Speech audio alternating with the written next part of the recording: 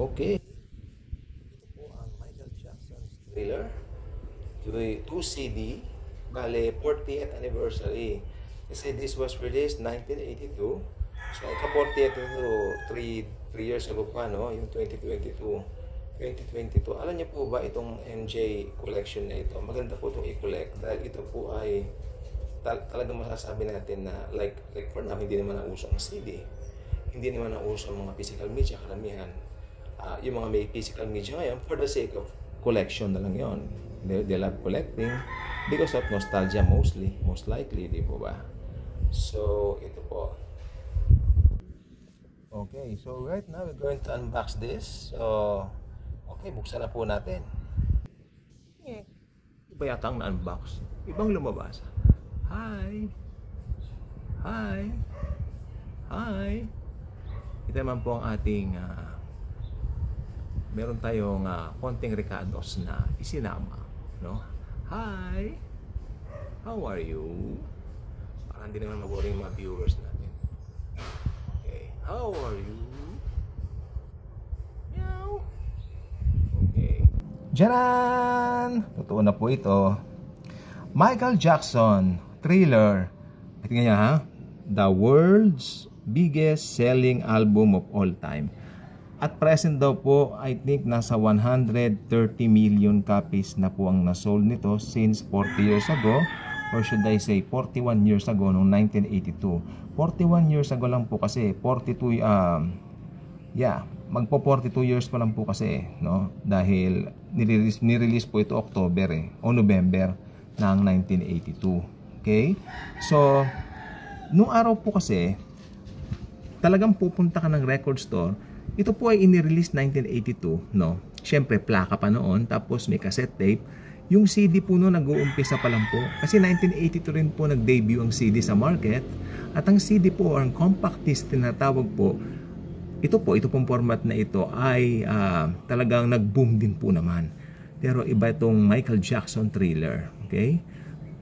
Meron pong plaka ang mother ko nito hanggang ngayon, nandiyan pa rin po. Pero siyempre yung plaka po ay luma na. Philippine pressing po na luma na. Kaya ito at least meron tayong CD, no? Na yes.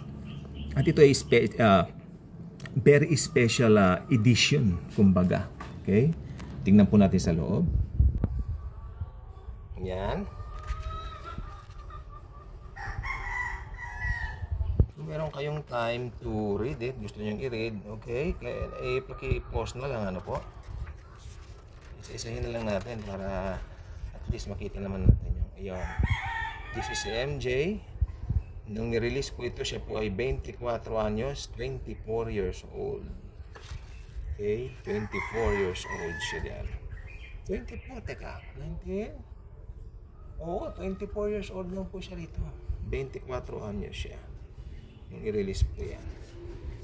Ito po yung mga napanalunan niya. Kasi ito po ay special edition. Kaya nandito na po yung mga details regarding yung mga achievements itong album na ito. Or LP, kung tawagin.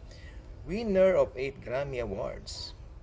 Siyempre, Album of the Year Thriller. Record of the Year Beat It. Best Male Pop Vocal Performance. Best Male Rock Vocal Performance.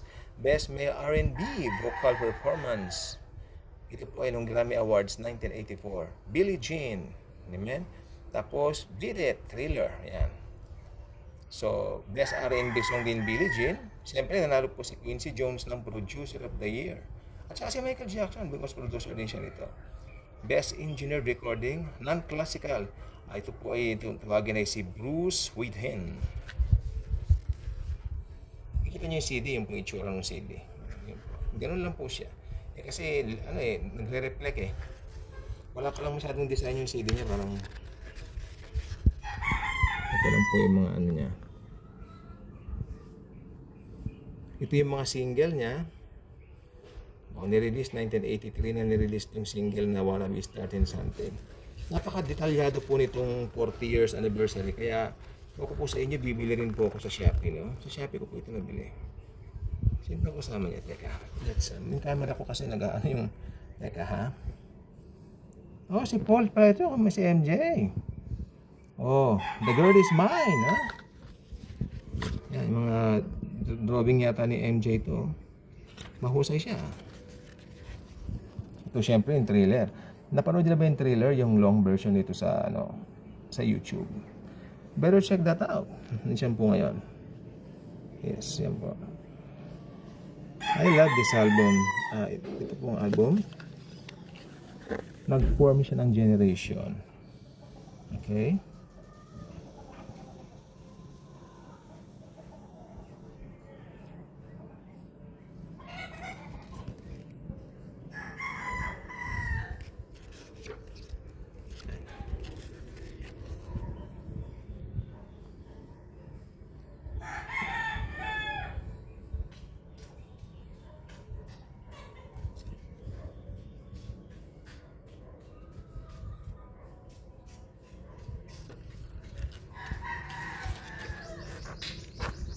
Ano yan? Opo. Yan natin yan, okay? Then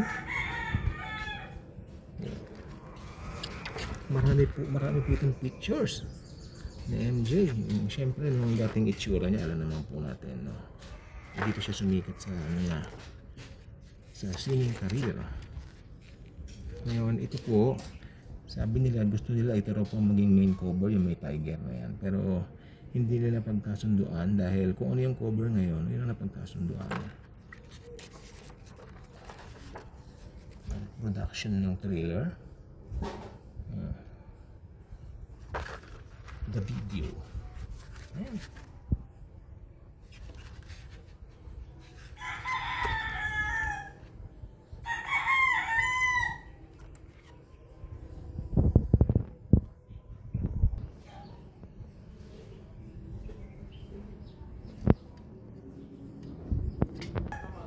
Okay, syempre kung hindi pa kayo subscriber dito po sa atin pong channel, I invite you to do so. Click ninyo ang notification bell so that kung may mga bago tayong videos din ay kayo po naman ay ma-update. Like this one, napakaganda po, no? At para ma-remind din po kayo, alam nyo, ito mga ganito, lalo na kung naabutan nyo yung mismong kapanahunan, alam niyo bumili po kayo kasi ito po talaga ay talagang magbabalik sa inyo sa maraming alaala. O meron po sa Spotify, meron po sa iba't ibang platforms, pero ito po wala po itong patalastas, diretso. Yung sequence ng LP o ng album, talagang yun lang makukuha ninyo at maririnig ninyo dito. O, yun lang po, at naway God bless po sa ating lahat. Okay? Thank you Jesus, thank you everyone.